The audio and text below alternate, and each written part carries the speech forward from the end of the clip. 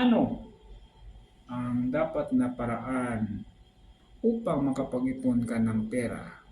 Pagkatapos ng video ito ay malalaman mo na kung paano talaga ang tamang pag-iipon ng pera. For those who don't know me yet, by the way, I'm Regis Olvido and I have almost 1 decade of failure in doing business. Pero bago ang lahat, kwento muna. Meron po akong kapatid na babae na nag-aaral ngayon sa college and sinusuportahan ko po siya sa kanyang tuition fee at sa kanyang mga projects. Kaso merong pagkakataon talaga na in doing business, meron talagang times na sobrang hina ng binta or sobrang tumal talaga ng binta. Kaya during those times, hindi talaga ako nakakapadala sa kanya. Mabuti na lang, meron akong butihing ama na siya yung sumusuporta sa aking kapatid. Thank you pa.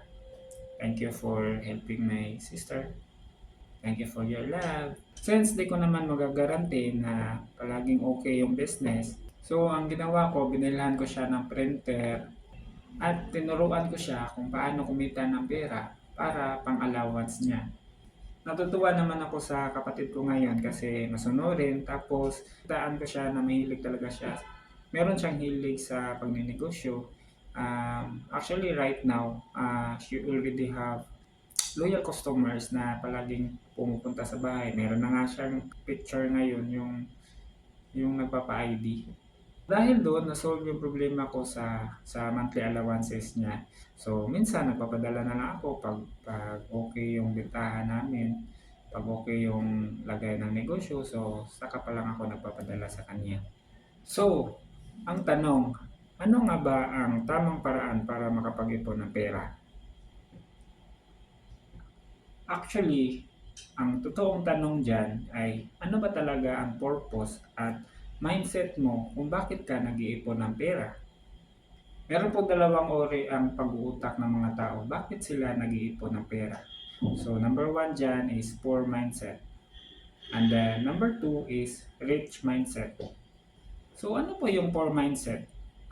Normally po, ito po yung mga klase ng pag-iisip na mostly po yung mga typical na Filipino, hindi naman natin masisisi kasi nag-iisip sila para po sa pangbayad ng bills nila, pangbayad sa bahay, pangbayad sa renta, pambili ng pagkain or pambili ng mga gamit sa bahay, pangbayad din sa mga matrikula or sa insurance.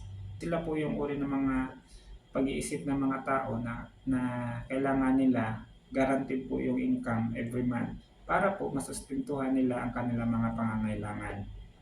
So kung isa ka sa kanila, ito yung payo ko sa iyo. Actually, dalawa lang. Una, dapat may disiplina ka sa sarili at saka marunong kang magsakripisyo. Yun lang, ganun lang kasimple.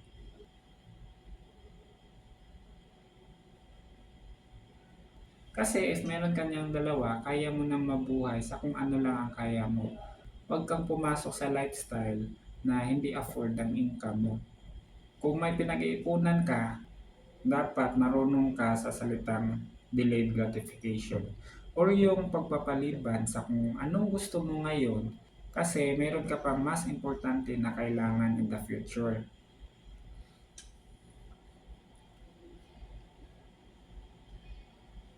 Okay. Pangalawa, ito yung rich mindset or yung mayaman na pag-uutak. Sila po yung mga gumagawa ng mga opportunities to create more money. Kaya po nila makipagsapalaran dahil alam nila na merong mas malaking balik sa kanila kung gagawin nila yon.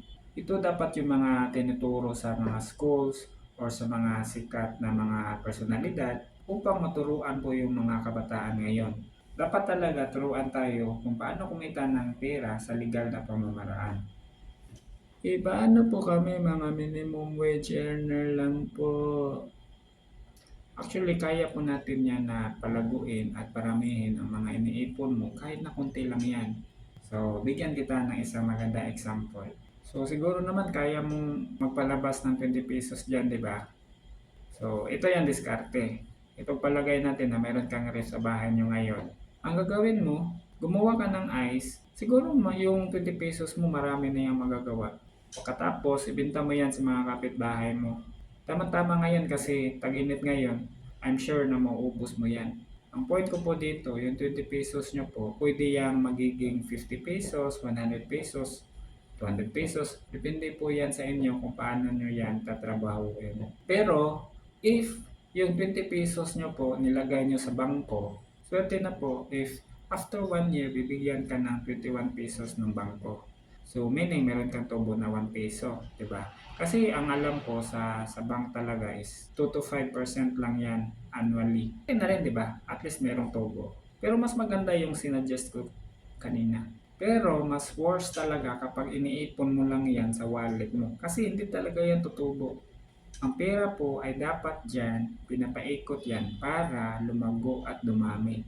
Kaya nga ang tawag dyan ay currency kasi nga current, dumadaloy. Hindi siya dapat pinapatulog.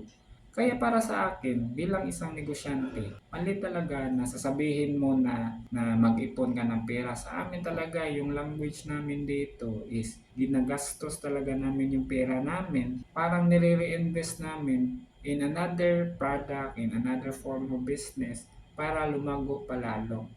Ganun po yun sa amin. Hindi ko po sinasabi na mali po yung pagsisave ng pera.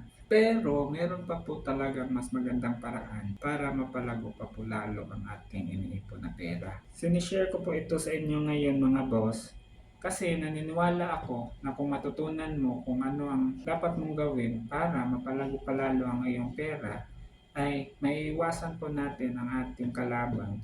Magagamit mo ito para sa iyong advantage upang ma-prevent natin at malabanan natin ang inflation at saka depreciation na siyang nagpapahirap sa ating bansa.